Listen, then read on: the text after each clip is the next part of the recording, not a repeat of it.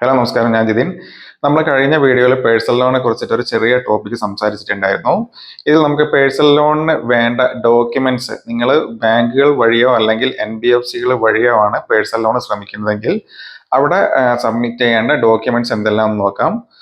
ആദ്യത്തേത്, നിങ്ങൾ വർക്ക് ചെയ്യുന്ന സ്ഥാപനത്തിലെ അല്ലെങ്കിൽ കമ്പനിയിലെ സാലറി സ്ലിപ്പ്, അവർ തരുന്ന സാലറി സ്ലിപ്പ് അല്ലെങ്കിൽ പേ സ്ലിപ്പ്, അത് 3 മാസത്തെ ലേറ്റസ്റ്റ് 3 മന്ത് വേണം. അതേപോലെ ഈ സാലറി ക്രെഡിറ്റ് ആവുന്ന ലാസ്റ്റ് 3 മന്ത് ബാങ്ക് സ്റ്റേറ്റ്മെന്റ്, നിങ്ങളുടെ ആധാർ കാർഡ്, പാൻ കാർഡ്, അതായത് KYC, ഫോട്ടോ, മെയിൽ ID, നിങ്ങളുടെ ആധാർ ലിങ്ക്ഡ് കോൺടാക്ട് നമ്പർ, അതേപോലെ നിങ്ങളെ ഒഫീഷ്യൽ മെയിൽ ID ചില ബാങ്കുകൾ ചോദിക്കും. അതേപോലെ നിങ്ങളെ അവിടുത്തെ സ്ഥാപനത്തിൻ്റെ ID പ്രൂഫ് ഉണ്ടായിരിക്കും, സ്ഥാപനത്തിൻ്റെ പേരിൽ നിങ്ങളെ ഫോട്ടോ വരച്ചിട്ടുള്ള ID പ്രൂഫ്. ഇത്രയും കാര്യങ്ങൾ മിനിമം നിങ്ങൾ പേഴ്സണൽ ലോൺ ബാങ്കുകളിലോ NBFCകളോ അപേക്ഷിക്കുകയാണെങ്കിൽ ഇത്രയും കാര്യങ്ങൾ നിങ്ങൾ സബ്മിറ്റ് ചെയ്യേണ്ടതാണ്.